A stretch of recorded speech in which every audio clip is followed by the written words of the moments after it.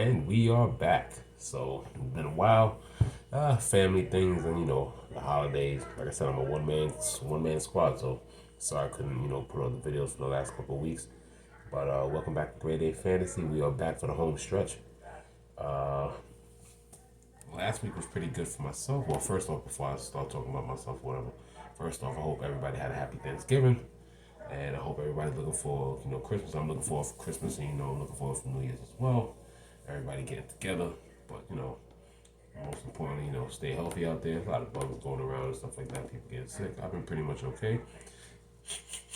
A little sniffly, whatever, but nothing crazy, whatever. But as for me, things been cool. Yeah, it's been a struggling year in football. A lot of way more downs than ups than previous years, but yesterday was pretty fun. It looked ugly with Lamar injury, and then Aaron Jones is out for a little bit, and but still was able to make some other lineups and make some decent money in the 20 max of FanDuel yesterday, and also got two $100 tickets for the NHL Deacon at the end of December. So looking forward to trying to get more of those. The next big contest is the NHL Monster, which is a $333 ticket. That's I think 11/13, so that's next week. So there's not much chance to get those. So if I can't get those behind like some type of low NBA slate that I don't have to do much work, whatever, or next week's football slate, then yeah, it'll be all about trying to get as many $100 NHL League tickets for 12/27, which is definitely possible. If I got two yesterday, if I could just get one, and one, maybe even sneak one through a football slate then on FanDuel, then hey, it is what it is. Or basketball slate, it is what it is. I got plenty of time to try and get five. Normally, those kind of goals, I at least want three, but I think I could get five. I think I can get five. I'm two there, so. But yeah, it was a pretty decent day. ROI, I think I pretty much broke even. No, that's a lie. I pretty much broke even in football. Hockey didn't really go my way last night, but spilt milk. Like I said, when you want to go total value, when you win two $100 tickets for a contest late December, it is what it is. So it definitely got back way more than what I put in just with tickets alone. Uh, Now, with this week of football, I'm actually going to start backwards. I think I actually want to start talking about the defense. And for those who haven't looked at the slate, here's why. I've been playing defense. I've been playing defense. Like, when did I play defense? I was a goddamn running back. Anyway, so I've been playing FanDuel for at least, 3 years. 3 years. And I've only seen this happen, I think, in the 3 years that I've been playing. I think you could say this year would, 3 years, 3 years, not four, or maybe three and a half. But yeah, it's probably three and a half because I started with football and then got into, because when I first started FanDuel, it was strictly football. I didn't touch really any other sport till like the following year, so three and a half. But with football, I've only seen it happen once, and sometimes there's just gross matchups where they overprice the defense. So they make you think or wonder like if you want to pay that extra money. So what I'm talking about is sometimes a defense is going against such a bad team that the limit of 5,000 gets broken. Now I forgot who that team was. I remember it was about 2 years ago. I don't think it happened last year, but I remember the year before somebody hit 5,200. A defense was actually 5,200. Well, it happened again. I'm just still bringing up. I'm just still bringing up certain things or whatever, loading some stuff up. So as we get ready for week 13, before I start talking about that defense, a little bit all over the place. Hey, I'm a rookie YouTuber. I'm gonna get better at it. But before we talk about the defense, and that's the main reason I'm talking about the defense first, because like I said, it's something that doesn't really happen. It really has to be like a gross matchup, and if you see a defense that's over the threshold of 5,000 in FanDuel, I don't even want to bet the odds on that. That's probably like a minus 900 in the sports books. I don't even know what it is, but if somebody's 5,200, if a defense is 5,200, then the opponent got to be like a minus 900. You might as well just bet the spread or just leave the game alone. But before we do that, let's introduce what we are looking at this week, as in teams that are not on the slate. So first off, we shall look for week 14. So, because of the Thursday night matchup, Vegas, Rams. So, no streaming Ram defense. That's pretty much it. On the Vegas side, there will be no Josh Jacobs on the slate. There will be no Devontae Adams on the slate. So, you won't be getting them. So, I think it's the last 10 game slate of the season.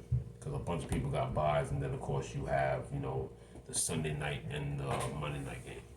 The Sunday night game, we're losing some quarterbacks, we're losing some wide receivers. Miami and the Chargers, so that means no Tua, no Justin Herbert. That means no Eckler, no Raheem Mostert, or Jeff Wilson. That means no Keenan Allen. Mike Williams, I think, is set to come back this coming week. No Gerald Everett. On the opposite end, you got no Gesicki, no Jalen Waddle, no Tyreek Hill. And of course, with the injuries, we're going to get into the injuries too. Jalen Waddle got a little banged up or whatever. So, I guess it helps, have that little extra few hours to, get as much treatment as you can to play the Sunday night game. The Monday night game, New England versus Arizona. So, no streaming New England defense, no Ramondre Stevenson. And on Arizona's end, no Kyler Murray, no DeAndre Hopkins, no James Conner, Marquise Brown, and Greg Dortch, and everybody, and maybe even streaming Arizona's defense. And then of course the bye weeks: Atlanta's out, Chicago, so no Justin Fields, no Mariota, no Cordero Patterson. Green Bay, so no Aaron Rodgers, the ever rising Christian Watson, and neither one of the running backs, no Aaron Jones, no AJ Dillon. Indianapolis means no Jonathan Taylor. New Orleans means no Alvin Kamara. And Washington, the two-headed monster, you can't touch them. You can't touch Terry McLaurin, and you can't stream their defense either. So let's get back into what I introduced. So like I said, this is something that doesn't happen much. I haven't seen it in 2 years. We're going right to the defense. Are you tempted to take the Dallas Cowboys defense, who is one of fantasy-wise, probably stat-wise, you probably see better defenses stat-wise, realistic stat-wise, like Philadelphia and San Francisco. But when it comes to fantasy and creating turnovers, after Houston had Cleveland, the Cleveland defense was optimal, and they were 5,000 last week. 5,000 and scored 3 TDs. I think that's what alarmed FanDuel and had the Cowboys go to 5,200. They are not 5,000. They are 5,200. So you really got to make a decision. It's a great matchup, great opportunity. You got Diggs in the defensive backfield who could instantly take a pick six and shut that defense down. Not only is Dallas heavily favored in that game, but Dallas is at home. That's just icing on the cake. So yeah, you have to make a decision right there. 5,200 is quite a bit for a defense. Like, there's been weeks where you get a value running back for somebody injured, and like the thing is that you don't want them, you don't need them to score 3 touchdowns. That's what Cleveland did. But for 5,200, one, they have to score a touchdown. If you pay for any defense, you want them to score a touchdown. If they don't score the touchdown, I think they bust. Even if they end up with a game with 2 interceptions and like 6 sacks, 5,200 is a lot of money for a defense. So it is a choice that you have to think about. That's the main thing right there. I think that was the most eye-opening thing I seen on the slate when I previewed it. Dallas Cowboys home against Houston. Biggest odds on the slate, but 5,200 for defense. Could seem worth it. Is it worth working into your lineups? Yes, it is. But like I said, you are giving up a lot. 5,200. There could be a bunch of tight end that you might want to take if people are out or whatever. And, like I said, but it's definitely something to think about. Next, you got Buffalo in a revenge game. They're going to be looking to get their revenge on the Jets, and Buffalo is home. That's another great matchup. Buffalo is $400 cheaper. They're $4,800 home against the Jets. The Eagles are on the road against the Giants. It's a division rivalry. Things can happen. But like I said, once again, it's a nice little saying of mine. Lucky laughs when I say it. But both the New York teams are in the meat and potatoes of their schedule. And I honestly think when it comes to December, both teams are capable of winning one game. I will not be surprised if both New York teams fall out the play. Realistically speaking, I will not be surprised if both New York teams fall out the playoff race. their schedules get very difficult. Both teams have the defense to hold on, but they don't have the offensive output to do so. Now, Mike White got the Jets at least DFS viable, but when it comes to realistic football, I really don't see either the Jets or the Giants. Like I said, I was talking to people at work. I got Jets and Giants winning one game. Giants still got to see the Redskins on the road. Giants still got to see the Eagles twice. So, I mean, like I said, and both Giants and Jets are at the edge. They're either in the hunt or at the last wild card spot. So, it's going to be tough for both of them. That's just my opinion. You know, you could disagree, but one thing we all could agree on, both teams have a hard end of schedule. So, it's going to be a rough 4 or 5 games. So, we'll see how they go. So like I said, Eagles at Giants, 4,700. Can he turn over Daniel Jones? Daniel Jones, what? I think he had 2 fumbles, got sacked a couple times, and threw an interception. So who knows? Could happen. San Francisco, Tampa Bay. That's probably my favorite pay-up option, 4,600. Now, yes, they don't have, this Jimmy G had the horrible foot fracture injury or whatever, but can San Francisco, turn over Tom Brady, who's currently right now, struggling in his Monday night matchup. So can the 49ers turn over Brady? They're at home, 4,600 right now at the moment. Well, that's a lie. The Cowboys are the best pay-up option, but if you don't want to go for the 5,200, you want to pay a regular pay-up option price. The regular pay-up option price right now, my favorite would be 4,600 San Francisco at home against Tampa Bay. KC defense on the road at Denver. Anyway, Seattle, I'll be nice to Kansas City, 4,500. Seattle's 4,400 at home against Carolina. That would be my second pay-up option. Like I said, Cowboys are above the threshold, so let's go for 5,000 and under. So right now, San Francisco, Seattle, I've told you guys before, pay attention. Seattle, like I said, not the best defense in the world, but they play at home. They play at home very well, very well. They have Carolina. The Bengals are at home against the Battle of Ohio with Cleveland, 4,300. Let's go down a bit. Tennessee, strong run defense. Defensive backfield's been improving, but they still get torched a lot. But like I said, I told you Jacksonville a team that's going to improve, but they're not elite yet. And let's see if Trevor Lawrence can battle that ankle injury. Got rolled up on the sack. Yeah, I'm not even talking about quarterbacks, and that's like the second quarterback that I mentioned. And I think I'm about to mention the third one. Tennessee's at home against Jacksonville. That's a nice pay-up option. Well, not pay-up. They're mid-level 42. Baltimore and Pittsburgh, those games can get real nasty. But they're on the road at Pitt.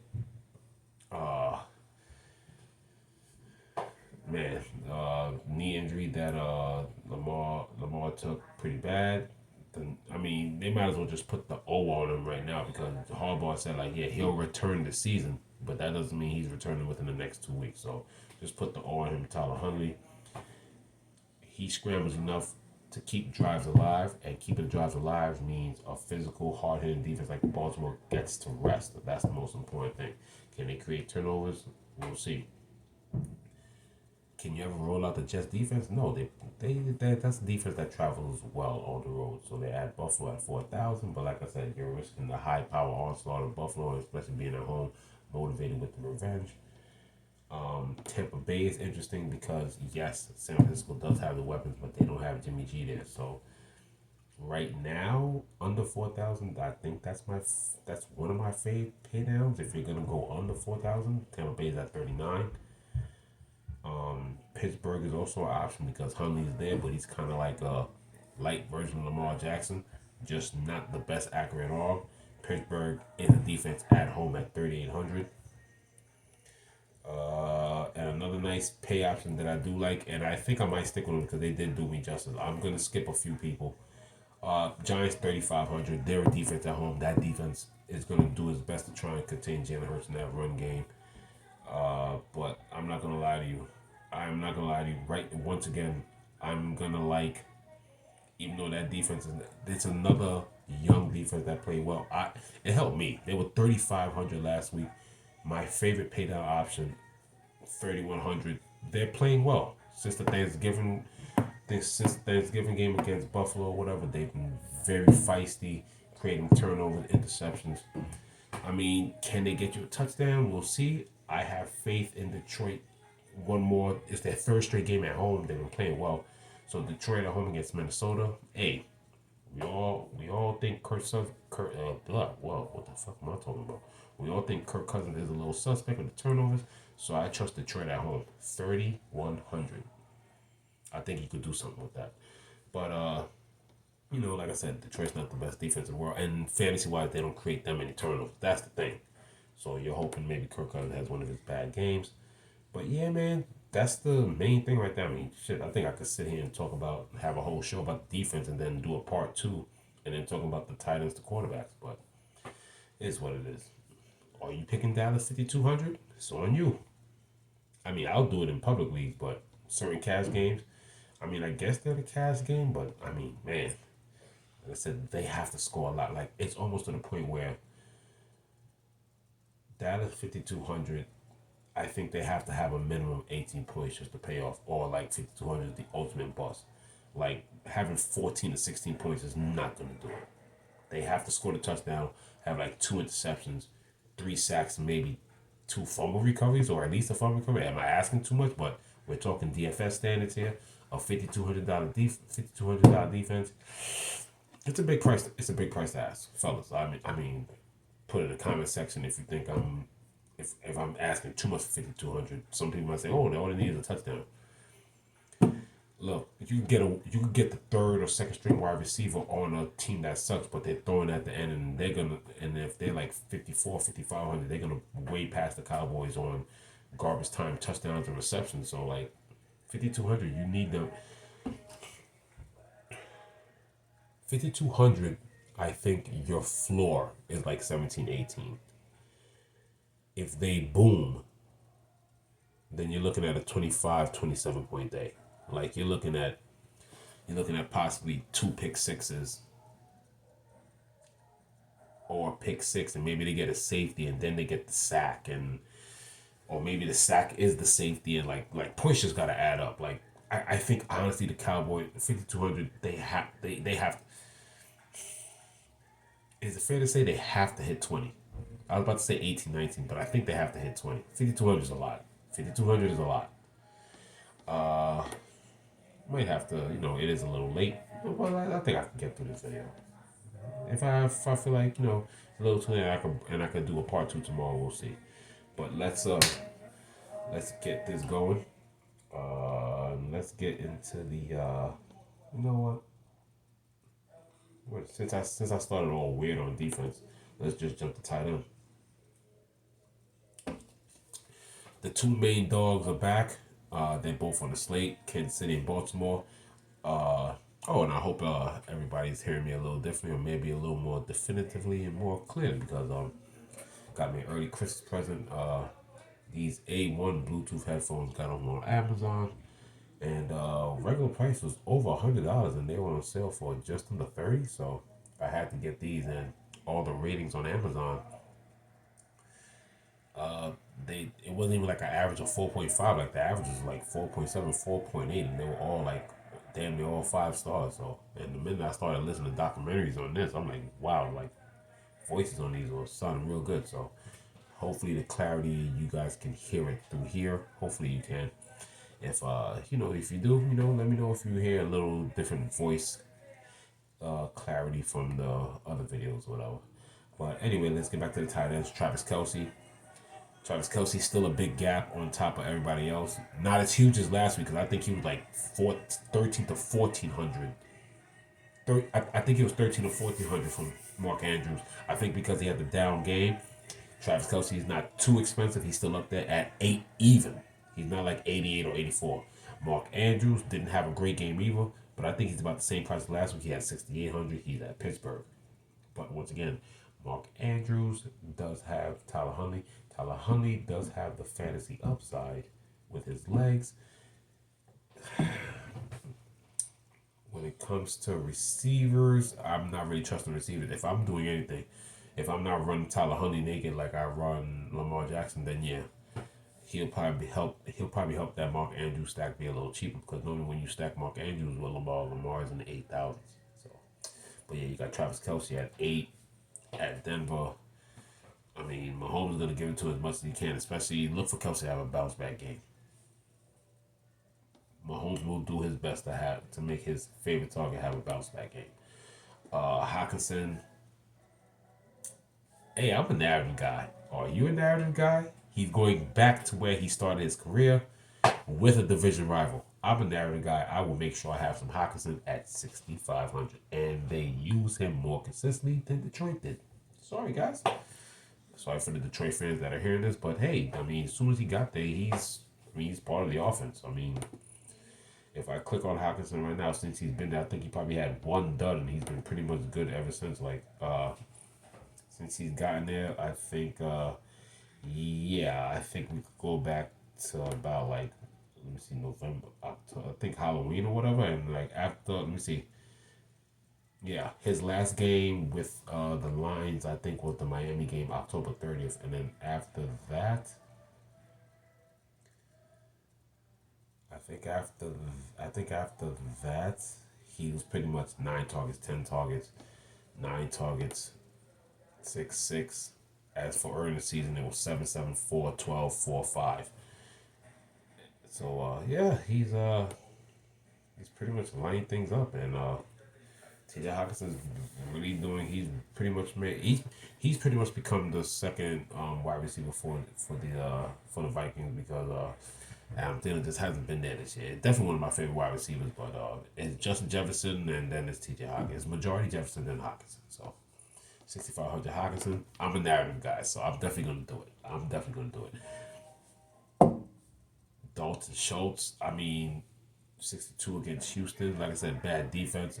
The only thing you're worried about when it comes to the receivers, because Dallas does have a couple of other tight ends on the team. Do they blow out Houston so bad that somebody like Dalton Schultz, if he doesn't get that touchdown by the first half or mid third, does he sit? That's what you got to worry about. I understand. I'm just gonna say guys in position who they're going against, but I got to give you a reason why you got to pick them, but also a reason why you got to be cautious. Does Dallas do in Miami? What hey, game script killed me. I didn't expect Miami to sit a couple weeks ago against Houston. I had a Miami stack. That hurt me that they sat everybody at 8:52 in the third. Most NFL beatdowns when the team is getting their ass kicked, they're gonna take that ass whooping through the third quarter at least. Yeah, it still hurts that you're not getting the fantasy points in the fourth, but if you sit somebody down by 8:52, you're losing at least 2 possessions, and you could have scored a touchdown on those 2 possessions. So that's one thing you probably got to worry about. With the running backs, no. Maybe with Dak, you might have to worry about it unless Dak goes off for the second quarter and half of the third. But I think the safest people right now are Zeke and Pollard. And as I say that, um, let me just jump to running back real fast. Zeke 8,000, Tony Pollard 7,500. If I remember properly, because I did look at some DraftKings stuff, they got it reversed. Tony Pollard is. Oh man, I forgot the pricing. Yeah, I did look at it, but what was weird about it was it's about the same difference, but I think it's by $400. In FanDuel, Zeke is 8, Tony Pollard is 575. So that's a $500 difference. In DraftKings, they got the reverse, and the difference is only 400. So, take your pick. I mean, if that's the case, then automatically Tony Pollard's cheaper. He's going to get more owned because obviously at 8,000, you want Zeke to get the goal line touches. So, and you're going to need him to get the goal line touches. At 8,000, he has to at least have a decent 70 to 90. He doesn't even have to break 100 yards. Like, you hope Zeke gets a couple of passes because they still throw to him in the backfield. And you hope for like 2 goal line touchdowns, or maybe he breaks one or whatever, or maybe he catches a couple of screen passes and two receptions for 43 yards, something like that. But let's get back to the tight ends. Like I said, Dalton Schultz is just risk factor. Just think about it. I got to give you all the information and what I think is plausible. Yes, it's a great matchup, but do they sit some of the guys early? Dalton Schultz is injury prone. Maybe they rest him. They don't want to risk. You never know this. You never know. You got George Kittle, Tampa Bay, pass funnel. I think he's gonna be a nice low owned option. 5,900. Yes, he's playing with the backup with Garoppolo's fractured foot, but I think he's worth a look. You got Fryermuth home against Baltimore at 5,800. Hopefully, David and Joe can play. He's having a stellar year. 5,600, but he's still questionable when knee got ruled out last week. We'll see how that goes. KC offense, I mean, if they blow out Denver, then I really think Doja should at least have a chance to at least be pretty decent. I mean, he's shown out.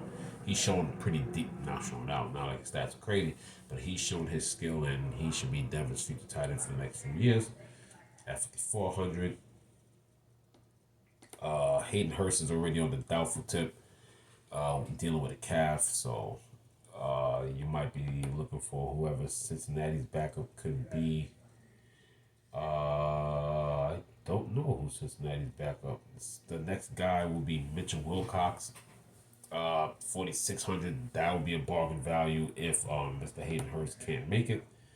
Like I said, a lot of injuries happened last week. If Njoku was out again, he had a bad. I had him in some lines. He only gave me 1.7 points. But guess what? He's liable for still being under 5,000. He was 4,700 last week. Guess what? Harrison Bryant is still under 5,000 at 4,900. Other than that, you also had Dawson Knox at 5,000 even. I almost pretty much given up on this guy, but like I said, if you're playing multiple lineups, you could probably still get to him because he's in a good matchup. Like I said, Tennessee is a better run defense than they are pass defense, so Evan Ingram is still unfortunately in play after starting off pretty well, but he's pretty much fell off from if I kind of say he's pretty much fallen off since the London Denver game and hasn't really done much since. Other than that, any other Hail Marys here? Daniel Bellinger is back from his eye injury, 4,800. Yeah, that's pretty much it. Yeah, I really don't see none here. Hayden Hurst doesn't make it, you might be looking at Mitchell Wilcox. That would be a bargain. But hey, that's for GBP players. I wouldn't be playing them in cash. That's pretty much it. I might, yeah, I think I might. We'll see. We'll see how I feel. Let's get to the quarterbacks here, and then maybe, like I said, I did a little late. So let's break this down. QBs. Okay, one of the rare times that these guys are on together. Like I said, one of these to play in prime time. There's a bye week or whatever the case is. There's a Sunday night or Monday night game. Patrick Mahomes, Josh Allen. What's good? You have to pay up for them, but not crazy up. The good news is neither one of them are over 9,000. Patrick Mahomes is 88. Josh Allen, 87. Jalen Hurts, like I said, division rivalry game. He will be scrambling and throwing that ball, but still a tough defensive matchup. Josh Allen. If there's one thing that's in common, Patrick Mahomes at 8,800, Josh Allen 8,700, Jalen Hurts 8,700, Joe Burrow 8,300. They are all playing top 10 defenses. Joe Burrow going against the 10th ranked fantasy defense against QBs. Jalen Hurts going against the 9th ranked in the Giants. Joe Burrow going against Cleveland and Battle, Ohio.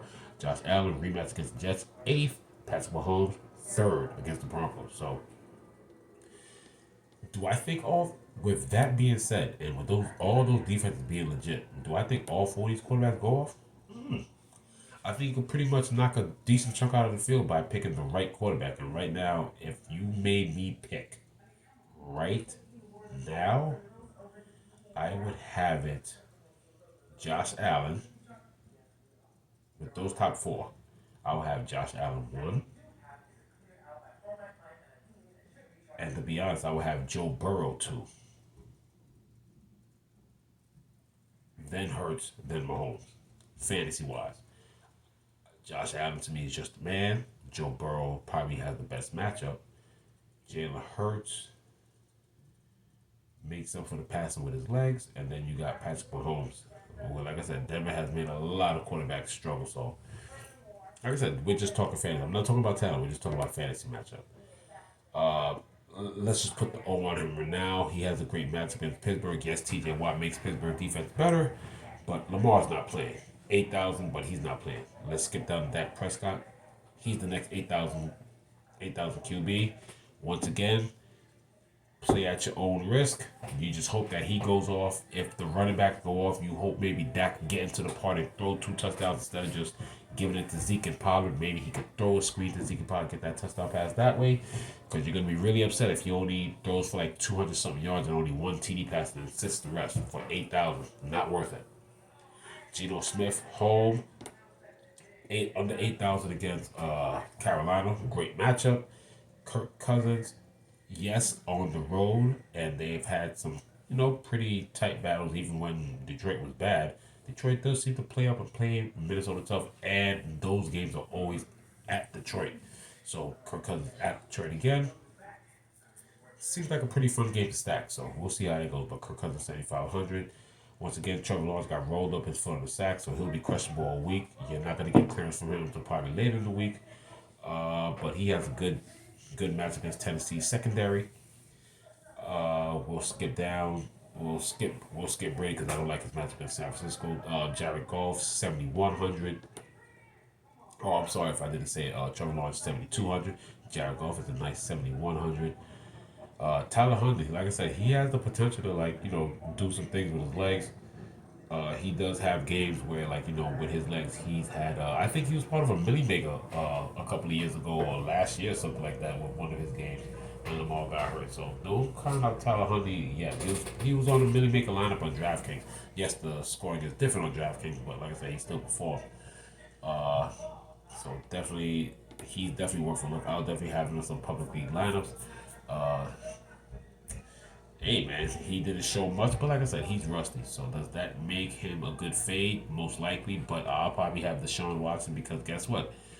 This is DFS. We're playing a game here, and strategy-wise says a lot of people will not take him because they will be fading him. I think Deshaun ended up around somewhere between 4 and 6%. He might be even low owned this week. Daniel Jones, no, I'm not taking Daniel Jones. Uh, we'll scramble down a bit. I think Tannehill has some time to, 6,700, nice budget. Maybe he could get some passes downfield and maybe get a nice screen pass to King Henry. Kenny Pickett, solid quarterback. He's definitely Pittsburgh's future. 6,600. And dare I say it, I will be saying it, hey, you may not like him, but like I said, it's fantasy. It's a great matchup. It's just that it's on the road, so there could be some turnovers there. But Sam Darnold going to Seattle, fantasy purposes, hey, you can stack him with DJ Moore. It's a cheap stack, and you can come back with one of the wide receivers from Seattle if that game at least scores decently and ends up in a high 40, low 50 game. I mean, all you can ask for, with the offense of Carolina, if that game could at least go into 47, 48, 49 territory. You know what I'm saying? It does have that kind of potential. Anything else for the QBs that I want to look at? Like I said, Garoppolo's out with the foot injury, and yeah, that's pretty much it. I mean, I guess I could mention him. Brock Purdy, 6,500. He's gonna be the backup. And Kyle, yeah, they ain't really much here down there. No. Hey Baker, you got cut. Need a job? Okay, let's go to running back. Yeah. Let's knock this out. What we got here? Close to 11? Yeah, let's kick this ass. Okay. So first, let's get to King Henry. I think he's the most expensive. No, he's not the most expensive on the slate. The most expensive player on the slate is a wide receiver. Yes, it is a wide receiver. I think he's tied for second or third. Most expensive on the slate. King Henry, great match against Jacksonville, 9,000. Dalvin Cook, great matchup against Detroit. He's at 8,700. Joe Mixon, look, we gotta be sensitive about these brain injuries. I'm no doctor, but it seemed as if he's getting closer to playing just yesterday. So I got a feeling Joe Mixon might, has a chance to clear concussion protocol. But like I said, all head injuries are different. So if he's at 8,500 in a good matchup, because Cleveland does not have a good run does not have a very efficient run defense, then you will have to probably look at P. Ryan, who had a solid game. P. Ryan is 7,800. Okay, so just keep that in mind. Like I said, if he's still feeling the effects of that concussion, 8,500 Mixon, 7,900 P. Ryan. With the injury, if there's anybody that I'm paying up in this top four class right here, because like I said, Henry's 9,000. What do I consider the pay up options for this week? Yeah, I think I'll stop it at 8,000 since we're at 9,000. We got six running backs here. Yeah, they might have to lean on Christian McCaffrey a little more. It's a tough defense to go against Tampa Bay, but San Francisco, I think, is tough enough to run against that defense, and also a few more screen passes should be coming. McCaffrey's way at 8,500. You got Nick Chubb, 8,400. Saquon Barkley has a nice matchup with Philly at 8,200. Like I said, Philly strong defensive backfield, but they are a bit weak and susceptible, kind of like the Denver defense. Even though those are two respectable and very tough defenses, those defenses are susceptible to the run. So don't be shy about Saquon. Really don't. Even though it says Saquon is going against fantasy wise the 19th, worst defense, which is a good matchup. The way teams attack Philly running wise, even though they sometimes blow teams out, that just says something. Because if you're blowing teams out, they're not running so much, and sometimes that can aid your numbers. And maybe Philly, stat wise, probably looks like a number 13 to 12 run defense. Not great, but solid. But no, people have been running on Philly, and I'm surprised they're 19th. Philly seems to be like bottom 10 in the league, so I figured they'll be in the 20s. But according to stats on here, they're the 19th ranked team. So, like I said, Zeke Elliott, Houston. Hope he gets his goal line before they sit him down. I already talked about P-Run with Mixon. Let's go a little lower. I don't think Kenneth Walker plays next week with that ankle. He has a great match against Carolina.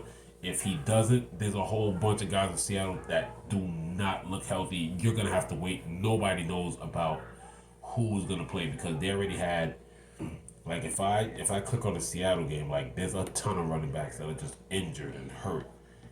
Like, they might have to call up a practice squad guy. Like, if we want to look at this, Seattle, Carolina running backs, Kenneth Walker, questionable with ankle. Deontay Foreman, Seattle's also susceptible to the run. Deontay Foreman looked like the best option because DJ Dallas, questionable with an ankle. Travis Homer, questionable with an ankle. They might have to go down to Tony Jones, who played a little bit. So, and don't be surprised if they call up a practice squad guy. It is too early with all the injuries and a lot of guys, and they all got hurt yesterday. Like they had guys already ruled out coming to the game, and then got two more guys got hurt yesterday. So Seattle. I think Seattle's a key to see some value. If you ask me right now, I don't think Kenneth Walker plays. DJ Dallas toughed out that ankle injury. Does he get treatment? Do they rest him because they probably need him?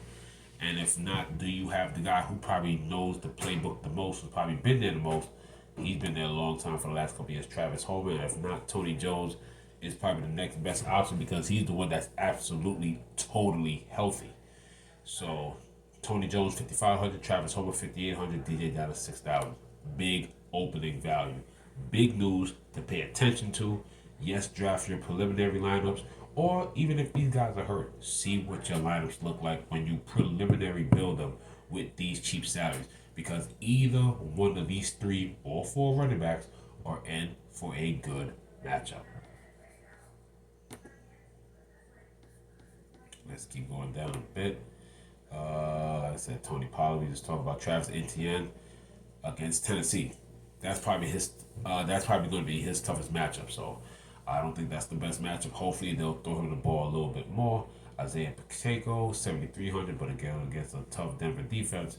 Yes, they are susceptible to the run.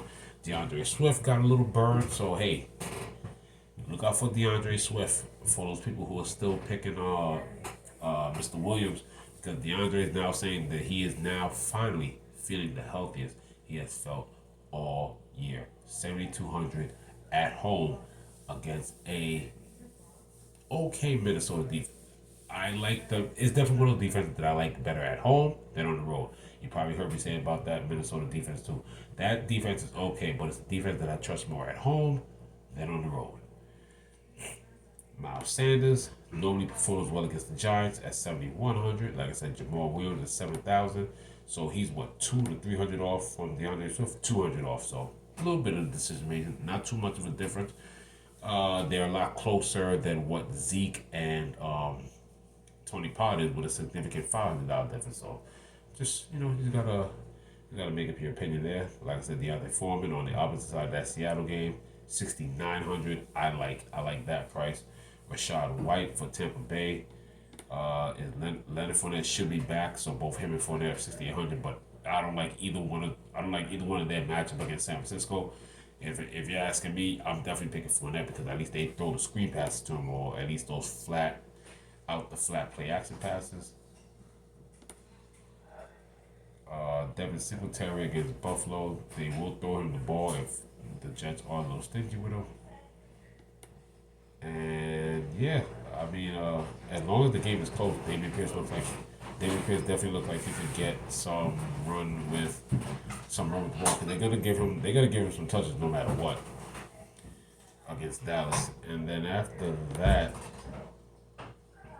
you're looking at uh, you're looking at two guys from the Jets. Michael Carter with the ankle got ruled out. He's questionable now, so it's one of those you got to watch out to see if they have him. Zonovan Knight, 6,300.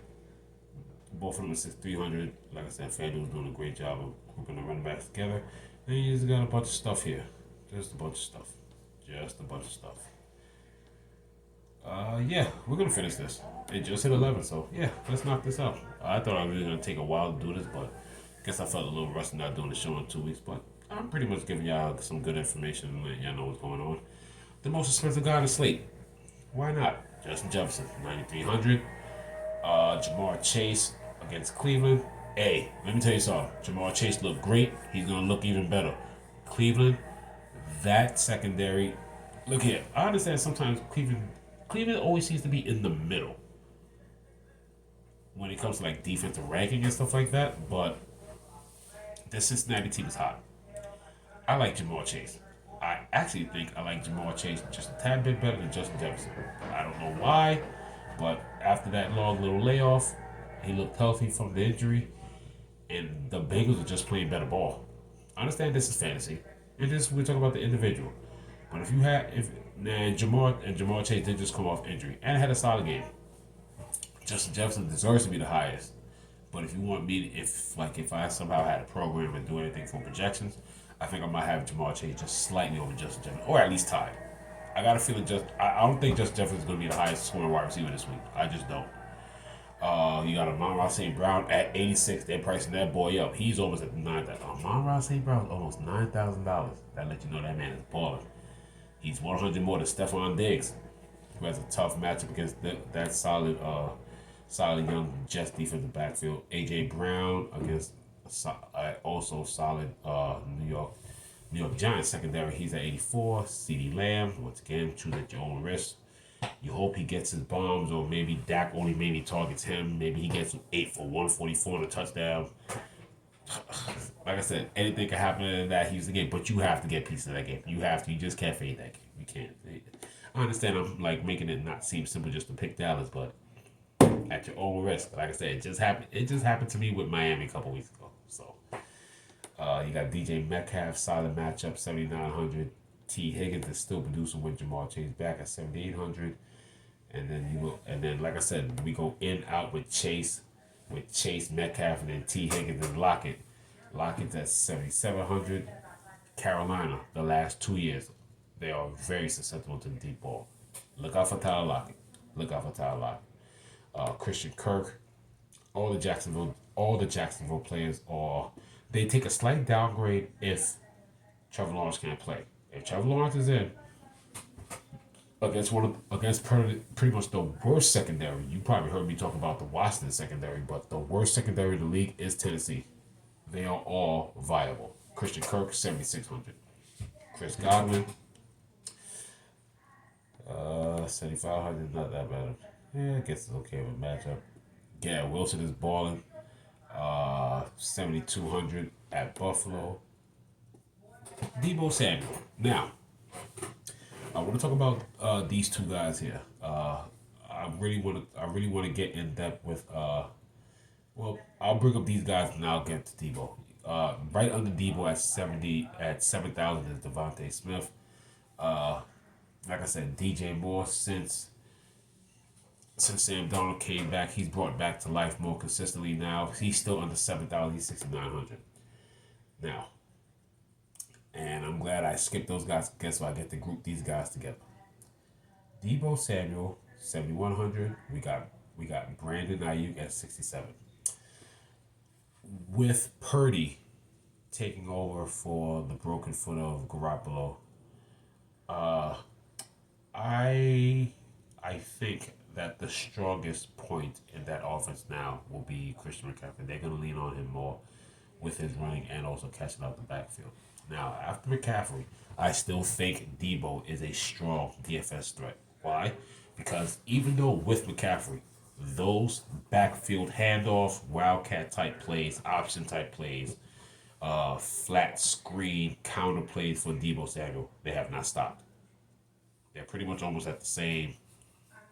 They pretty much still run those plays at the same clip. They know what they have in Debo. They're not just going to take that away from him. So I do still like Debo. My worry is, and I still like Kittle. I think Kittle could be a safety blanket for that guy. You know, they don't. He's like, I think after I understand people talk about Kelsey and Andrews, and it's the way 49ers use him, but he's probably the best all around tight end because out of all those guys there, they can block too, but he's the best blocker out of those out of the three superstar tight ends in the league, and he can literally do it all. But do they use him as a safety blanket and probably put Kittle out in the flat more, and do they not let him run any like middle seams for like 10 to 15 yards? Like, who knows? If they keep him in the flat, maybe more reception production. The yardage probably won't be there, but maybe some more receptions uh George Kittle's way. But the person I'm worried about is Ayuk because Ayuk developed a repertoire with Garoppolo, and I think the last few weeks, I think Brandon Ayuk actually out receptions. Let's take a look at that. So the last few weeks, Debo is he's been pretty quiet the last couple of weeks, but still pretty busy. 10 targets, 7 targets, 9 targets, 6. You're not gonna take that away from him. But those are the targets. We're talking about the production. When I talk about targets, that's opportunity. With the receptions, 6, 3, 7, 2. Last 4 weeks. So we pretty much went back to all November, okay? We're pretty much gone back all November. Why I go back the last 4 weeks? Because I honestly feel, without even looking, is the last 4 weeks that Brandon Ayuk has really stepped up. Yes, all November, 9.3, 5.8, 18.9, 6.1 points for Debo Samuel. Let's go to Brandon Ayuk. Scroll down a little bit. Mr. Ayuk.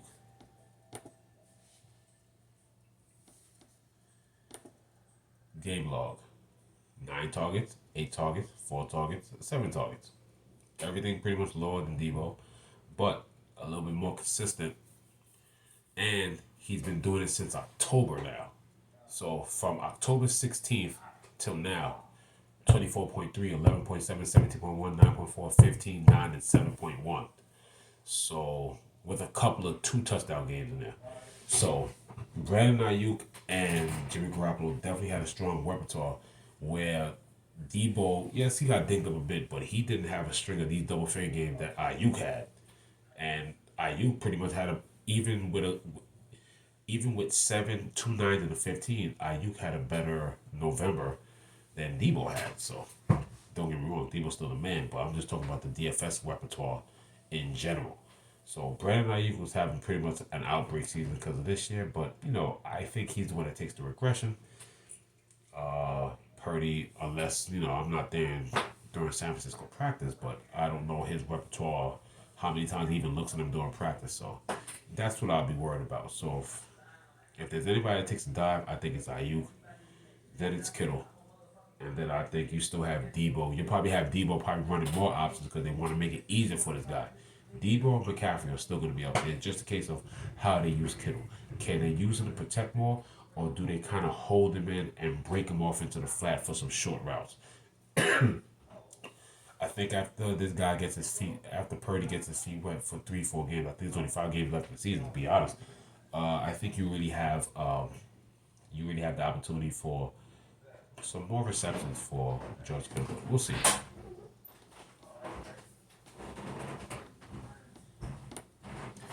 And to bring up the rest of the slate, uh, eh, I mean, I'm not even gonna bring up Juju. Why? Because I think Juju's gonna be the one that draws on Patrick Sertan. So Patrick Sertan pretty much shuts down whoever he goes against. Deontay Johnson against Baltimore. Baltimore is weak in the secondary. Yes, that's a solid defense, but they're bringing in some new guys to bolster that entire defensive unit. The strength is the front seven, not the defensive backfield. So Deontay Johnson is still out at 6,500.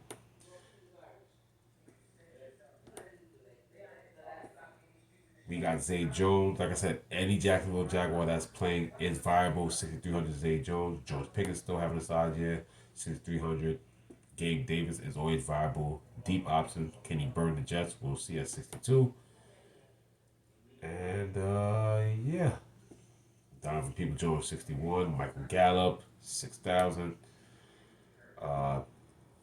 Does Nico Collins get a burst because they're probably going to be throwing that ball a lot? I still like you for DFS. I still like Nico Collins, and if he's healthy, I definitely like a guy like Brandon Cooks at 6,200.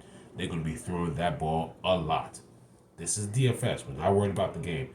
DFS game script says Brandon Cooks and Nico Collins should be getting that ball a lot. And then of course you got Tyler Boyd at 5,900, Marquez Valdez-Scantling, Kenny Catswood-Deep at 58. And hey, can Robert Woods beat somebody in Jacksonville secondary? 5,800. DJ Chark against Minnesota, 5,700. Susceptible Minnesota defense, and he's at home. So it's a lot of interesting things. And then he got some home run shots. Isaiah McKenzie, he's shown a couple times he has not to break a slate, but for 5,600, he'll get you 11 to 15 points. You got Duvernay. He's a long shot. Like I said, Lamar does take chances with Duvernay, but now that it's Ty Huntley, who knows? And I think after that, you don't really have much down here at all. Marvin Jones, 5,400. Like I said, Jacksonville wide receivers are all viable. They're all viable. Home run shots. Russell Gage coming back off injury. Chris Osborne against Detroit. Chris Moore. You got at least he's a lottery ticket now. I like his chances better. Brandon Cooks is out again. And that's about it. Hey, Khalif Raymond, 5,200. Sky Moore, 5,100. Noah Brown on Dallas, 5,100. You might like Noah Brown because he might be getting more reps if they sit one of the wide receivers. I'm just giving you all the options. It makes sense. And that's about it, man. But yeah. Oh, and the big home run hit. I guess if Brandon Cooks is out again, Philip Dorsett is the number 3 at 4,900. So yeah. I mean, last week he got 3 targets. He got 3 targets, 2 for 18, 2.8 points. So we'll know about that. But hey, man, we're here in December. Season's almost done. It just went by just like that. 3 more weeks is Christmas. So hope everybody's doing okay. Hope everybody's getting their Christmas shopping done. And yeah. Thank you for tuning in for the Week 14 preview of Grade A Fantasy. Thank you for, being patient with me and whatever. Like I said, one-man crew, got my own life to take care of and everything. So I'll definitely do my best to try and be consistent for the rest of the season. No more breaks. The way the holidays fall this year, it's probably going to be easy to do all the shows straight, especially with the holidays and the days off coming up towards the end of the year. So yeah, we'll see. Definitely be consistent throughout the rest of the season. No gaps, no breaks, and yeah. Probably do a follow-up show later in the week because there's a lot of interviews to follow up on. And yeah. Thanks for tuning in. Like, subscribe, please comment. Grade A Fantasy. Signing off.